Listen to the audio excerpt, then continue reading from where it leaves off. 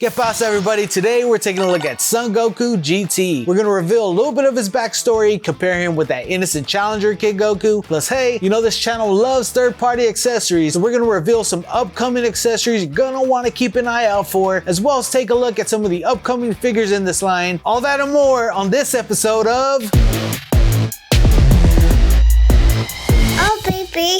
In January of 1996, Dragon Ball Z came to an end, airing its finale where a reincarnated Kid Buu, now known as Oob, flew off with Goku, who was to become his master and train him to become the new hero of the world. Lesson number 1, learning how to scream out yay. And in February of 1996, Dragon Ball GT aired its first episode because of corporate greed.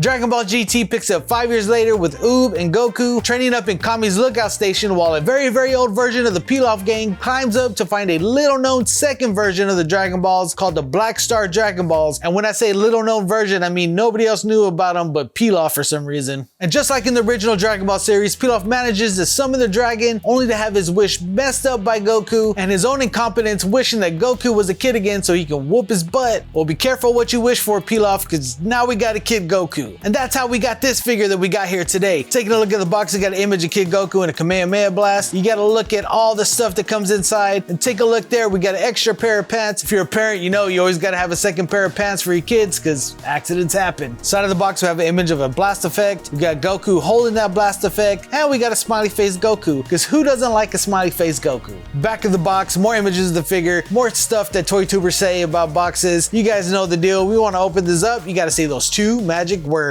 Oh, baby.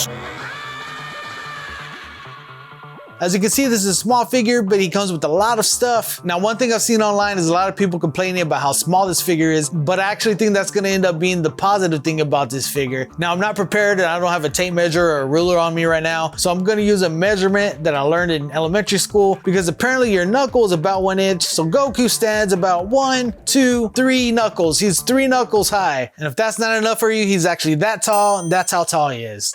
Right there. It's a tiny figure, but it's really articulated really well. You can get a lot of cool poses out of this guy. It's easy to move around, like every little joint and every little action of this guy. He's very fluid. His head moves around a ton. You can easily get the splits out of this guy. He stands on his own really well, which is pretty cool. Head sculpt, very nice. He has all your standard SH Figuarts like articulation. Ton of accessories on top of that base form head sculpt. You get this hair sculpt. I love any head sculpts that add any dynamic movement to it, because Dragon Ball has a very dynamic movement art style in general. So this hair swooping up is really awesome. You can have him powering up. You get 6 pairs of hands, including the fists that come on the figure. You get these open palm hands, these martial arts pose hands. Also looks like he's about to throw a fastball. I don't know if Goku plays baseball. You get another pair of open palm hands with a slightly closed grip, another pair of martial arts hands, and another pair of open palm hands with a peg, because you get this blast effect with this little hole right here that you can put the peg in to have Goku holding the blast effect. What I like about this blast effect is that it only has 4 of these little rays on it. Usually when you get a blast effect with any of these SH Figuarts figures, there's like 20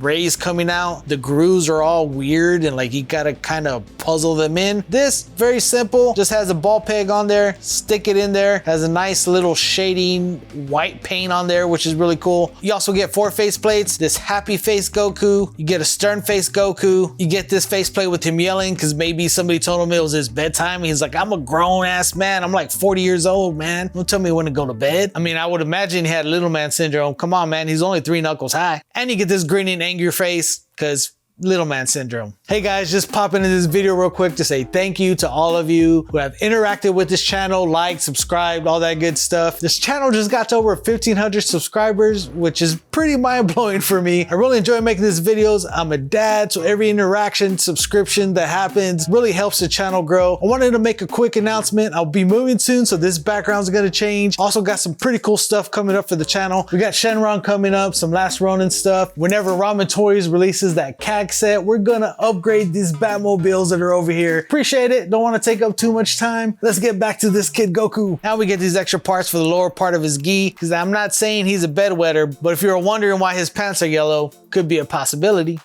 The lower part of the gi that comes on the figure is flat. It does have some articulation on the belt right here, which this one has a little bit more action of swooping and wind to match this head sculpt. And it's perfect for like a power up pose. Just simply take off his top, take off that lower part of the gi, slide these bottoms on, pop that peg right into his torso again, which this is a tiny figure, but it's also a positive because like everything kind of pops off, which look, I know that could seem troubling, but it's actually pretty cool. Everything just kind of slides back on pretty easy. It's not really a huge hassle, makes it easy to switch out head sculpts and all the other things. And it's probably gonna make it easy for kit bashing because like I said, there's a third party called Recustoms. If you don't know about Recustoms, they made those head sculpts for the Vegeta Saga version of Goku and Vegeta. It has like the hair sweeping up. That same company's working on a Super Saiyan head sculpt for this kid Goku, because if you didn't watch GT, the cool part about this being in the future after Dragon Ball Z is that Goku had already turned Super Saiyan 2 and 3. And so even though he was a kid, he was still able to turn Super Saiyan. Really cool seeing Goku turn Super Saiyan as a kid. And also kind of makes me want a head sculpt for this innocent challenger kid Goku, which as you can see right here, the height difference in these two is pretty big. I mean, this other Goku stands almost a whole knuckle above him. I mean, that's like an inch. It almost makes it look like this version of Goku's the school bully. He's about to take this kid Goku's lunch money. I mean, this head sculpt alone almost takes up the full body of this Goku down here, which really puts into perspective the scaling of this guy, especially when he's standing next to the adult version of Goku. And the scaling of this GT Goku really seems more accurate to what it would be and should be. I mean, I know it's kind of weird paying for a tiny figure like this, but for accuracy, it kind of works out for me. So that's why I said it's a plus actually in the long run. Plus having this tiny little Goku is going to save you space on your shelf, which as a collector, shelf space is the biggest commodity. One bummer for me about this Goku being so much bigger than this Goku is I was hoping to be able to switch out faceplates for it, to have some extra things with that, but unfortunately you can't. But one thing you can do is use the accessories like this power pole that came with Innocent Challenger. Now this power pole that I have on this GT figure isn't the official power pole that came with this Innocent Challenger. This one here is the official one. This is actually one that I got off a bootleg version of the Kid Goku. I did a review where I bought a bootleg version of the Kid Goku just to see what accessories I can mix and match. I'll link that at the end of this video, but there are more accessories that are to come, and here's how you get those extra accessories for this little GT Goku. Because if you don't know, Tamashii Nation just released pre-orders for your Trunks from GT, which is going to come with another Laura Ghee or pair of pants and Goku's tail. The reason why I think it's another pair of pants or Ghee is because you can see this guy doesn't have a hole the way this Innocent Challenger did for that tail. Otherwise, I was just thinking I would just use a tail for this Innocent Challenger Goku, but it doesn't fit in there anywhere. So if you're going to want to get that accessory, you're going to have to get that Trunks. I'll leave a link down in the description for that Trunks. And hey, while you're checking out that link, why don't you hit that like button or dislike button or leave a comment. All interactions help the algorithm and help this video get pushed a little bit more. If you guys want to see how you can accessorize with bootlegs off of AliExpress, you're going to want to watch this video right here. And if you guys want to see how to upgrade your Vegeta figure, click this video right here. Appreciate you guys stopping by. We'll see you guys next time.